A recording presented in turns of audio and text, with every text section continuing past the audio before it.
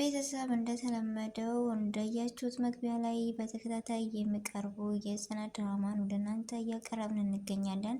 ነገር ግን ህልመኛዋ ጽናት ደፋ ቀና የምትለው የዋህ ጽናት ዛሬም ነገም ከለቅሶ በቀር ደስታን አጣች። ግን ለምን ይመስላችኋል?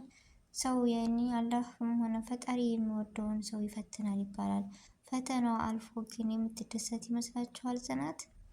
እኔ በተደጋጋሚ አያታለሁ። በተደጋጋሚ በሄደችበት እንጃ ሳቋመች ነው የሚመለሰው። እንደኔ ደስተኛ ሆና ማየት የምፈልግ ጽናትን እኔ በሉኝ እስኪ። ጽናትን በጣም የምንወዳት የማከብራት በቃ እውነተኛ ታሪክ የሆነ የገጠር ልጅ አለ አይደለ? አስተዳደጋችን ማንነትን የሚገልጽ ነው እና ጽናት ፈተናዋ ይብቃ የምትሉ ሁላችሁም በመጀመሪያ አሰላሙ አለይኩም ወራህመቱላሂ ወበረካቱ። ውድና የተከበራችሁ ውድ ሚሳይ ዩቲዩብ ቤተሰብ እንዴት ናችሁ? ደህና ናችሁ ወይ? ከኔ ጋር አልሐምዱሊላህ። እንደውም ክርስቲያናት ወንድሞቼ ሰላም ብያለሁ። በያለንበት የዓለም ዳርቻ ሰላማችን ይብዛ። አላህ ሀገራችንን ሰላሟን፣ አንድነቷን፣ መተሳሰብ መከባበርን ይመልስልን። ሁላችሁም በዱዓ በጸሎት እንበርታ። ውድ ቤተሰቦች ለዚህ ቤት አዲስ ከሆናችሁ ሰብስክራይብ ማድረጋችሁን እንዳትረሱ። እንዲሁም ነባር ቤተሰቦቼ ስለምሰጡኝ አስተያየት ላይክ፣ ሼር ያደረጋችሁ ከጎን የሆናችሁ ስለምታበረታቱኝ ከልብ አመሰግናለሁ።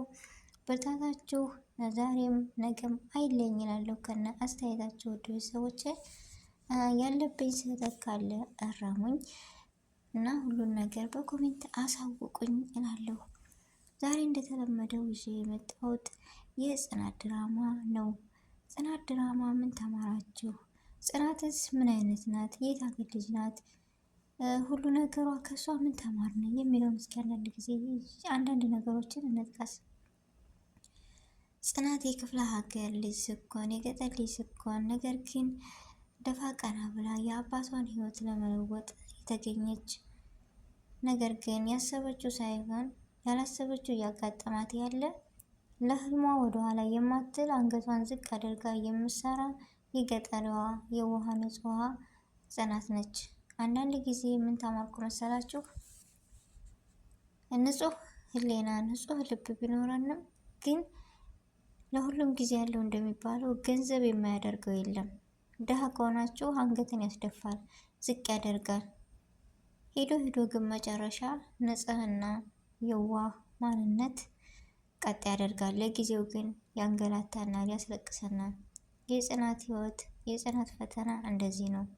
ከገጠር የመጣችበት አንድና አንድ በህፃንነቷ እናቷን ያጣች ነገር ግን ደግሞ አባቷ እንደ እናትም እንደ አባትም ሆኖ የሚያሳድጋት የሚወደው አባቷን ህይወቱን ለመለወጥ እዚህ ጋር ከተማ መታ ደግሞ ትምህርቷን ትታ አባቷ ደፋ ቀና እያለች እየኖረች ነገር ግን ያሰበችው አልሆነም። ግን እያለቀሰች የሆዷን በሆዷ እየያዘች እየተመታች እየተገለመጠች ለዓላማዋ ስትል ለአባቷ ስትል ደፋ ብላ ቀና ሳትል እየኖረች ነው። እኛ በዚህ ቦታ ብንሆን እንችላለን ወይስ አንችልም? ቤተሰቦች አስባችሁታል? ምን አይነት ትዕግስት ወይም ምን አይነት ህሊና ቢኖራት ነው ብላችሁስ ራሳችሁን ዞር ብላችሁ ወቅሳችሁታል? ወይም ዞር ብላችሁ አስባችሁታል ህሊናችንን? ምክንያቱም በጽናት ላይ እየደረሰ ያለው እውነተኛ ነገር እንጂ ስህተት አይደለም። ለምን ብትሉ በእኔ ስላልደረሰ ዛሬ ልረዳ ወይም ላረዳዳ እችላለሁ። ግን ብዙ እህቶቻችን እንደዚህ አይነት ነገር የሚደርስባቸው አብዛኛዎቹ አሉ። ስለዚህ ጽናት ማለት ለሴቶች አርአያ እና በጣም የምወደው ተከታታይ ድራማ ነው እንደኔ። አብሶ በጽናት በኩል ያለው ነገር በጣም ነው ደስ የሚለኝ። ለምን ትህትናን፣ ትዕግስትን በቃ ህይወትን እንዴት ብሎ እንደሆነ ማለፍ የምንችለው ምን ብዬ ልንገራችሁ። በቃ ፈተና ቢገጥመንም ለዓላማችን ስንል ቀጥ ሳይሆን ጉንብስ ማለት ወይም ደፋ ማለት እንዳለብን ብቻ ብዙ ነገር ተምሬያለሁ ከሷ ልጅ። እናንተስ ይህን ነገር ከጽናት ተምሬያለሁ የምትሉትን እስኪ በኮሜንት አስቀምጡልኝ። መቼም አንድ ሰው ሲያይ እኮ ተለቀቀ ብለን በጉጉት የምናየው ያን ነገር ለማየት ወይም በጉጉት ስለወደድ ነው ነውሳ። ስለዚህ ከጽናት ይህን ነገር ወድጄላታለሁ፣ ይህን ነገር ተምሬላታለሁ የምትሉትን እስኪ በኮሜንት አሳውቁኝ። ምክንያቱም ጽናት እንደምታዋት እኔ እንጃ ብዙ ፈተና እየወረደባት ነው። አሁን እንደምታወት ደግሞ ናሆሚ በጣም የምትወደው ጓደኛዋ ነበረ። ነገር ግን መግቢያ ላይ እንዳያችሁት በጣም ያሳዝናል። ግን አንዳንዴ የዋህ ፈተና ይበዛበታል። ለምን የሚለው ነገር ሊመለስልኝ አልቻለም። አንድ ሰው በጥሩ ነገር በመልካምነት ብላችሁ ስትሰሩና ወይም ስትይዙ አክሱ የሚገጥማችሁ ነገር ወይም የሚመጣው ነገር በጣም ይገርመኛል። እኔ ለምን መሰላችሁ ቤተሰብ አንዳንድ ጊዜ ጥሩ ነው ይህ ነገር ለዛ ሰው መልካምነት ነው ብለን ያደረግነው ነገር በአክስ ሆኖ መጥፎ ሆኖ እናገኘዋለን።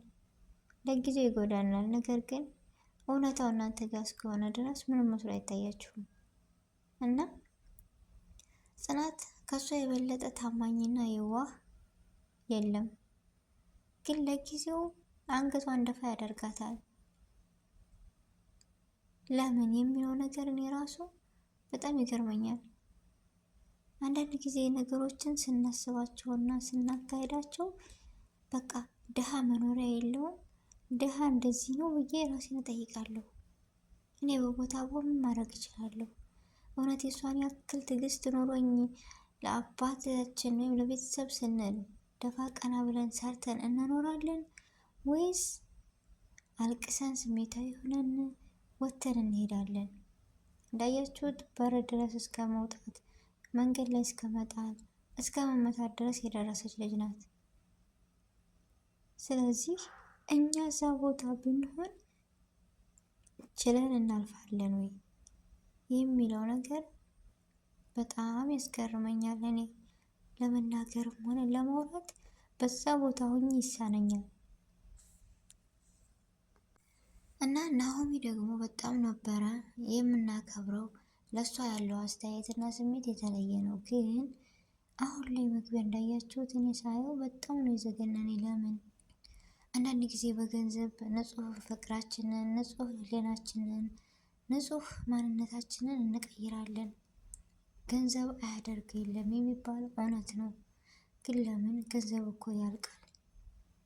ዛሬ ያገኘ ነው ነገ አይገኝም። ነገ ያጣ ደግሞ ዛሬ ያገኛል። እና ንጹህ ህሊና ግን በየትም ተብሎ አይገኝም።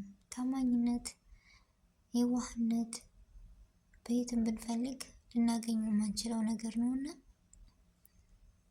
አንዳንድ ጊዜ ገንዘብ ሊለውጠን አይገባም። ቆም ብለን ማሰብ መቻል አለብን። ገንዘብ ዛሬ ሀብታም የሆነ ከነተረቱ ምን ይባላል መሰላችሁ? ያጣ ያገኝና ያገኘ ያጣና ያስተዛዝበናል፣ ያቀን ይመጣና ይባላል። ስለዚህ አንዳንድ ጊዜ አለን ብለን የሰው ሞራል ዝቅ ማድረግ ወይም ያንን ሰው እንጃ ማብጠልጠል ምን አስፈላጊ ነው? ነገ ባጣ ነገ በዚህ ቦታ በሆንሳ ብለን ብናስብ ምን ነበረ? ግርብል አሁን የሀብታም ልጅ ስለሆነ ገንዘብ ስላለው እንደዛ የሚያደርጋት ቢሻው ውጪ የሚላት ቢሻው ሲመታት ቢሻው የሚያንገላታት ለምን ገንዘብ ስላለው ብቻ እንጂ እውነት የጽናትን አይምሮ የጽናትን ማንንጃ ንጽህና ታማኝነቷን የእሱ ገንዘብ አይገዛዎትም። እግዚአብሔር ራሱ ችሎ ሊገዛ አይችልም። እና አንዳንድ ጊዜ ገንዘብ ሊለውጠው የማይችለው ነገር የለም። ቆም ብለን ግን ማሰብ አለብን። ዛሬ አጥቼ እንደሷ እኮ ልሆን እችላለሁ ብለን ብናስብ ሁላችንም የበደረስን። ብቻ ብዙ የተማርንበትና ደስ የሚል ድራማ ነው። እኔ ለራሴ የሆነ እንደ ድራማ ሳይሆን እንደ እውነተኛ ታሪክ አድርጌ ነው የሚይዘው። እናንተስ? ብቻ ከጽናት እኔ ብዙ ነገርን አብሶ ትዕግስትን የሆነ ዛሬ የሆነ ነገር ነገ ላይ አይሆንም ወይም አያገኘኝም በማለት ዛሬ እንደፋ በማለት ነገ ቀናለሁ በማለት በተስፋ የምትኖር ንጹህ ህሊና ያላት ጽናት በጣም ጥሩ ነገር ነው እያስተማረችን ያለችው። እና ቤተሰቦችን በጣም ደስ ይል ነበረ። አስተያየታችሁን በኮሜንት አሳውቁኝ። የነበረን ቆይታ ይህን ይመስል ነበረ። በአዲስ ነገር እስከምንገናኝ ድረስ በያለንበት ሰላማችን ይብዛ። ሰላሙ አሌይኩም ወረህመቱላሂ ወበረካቱ።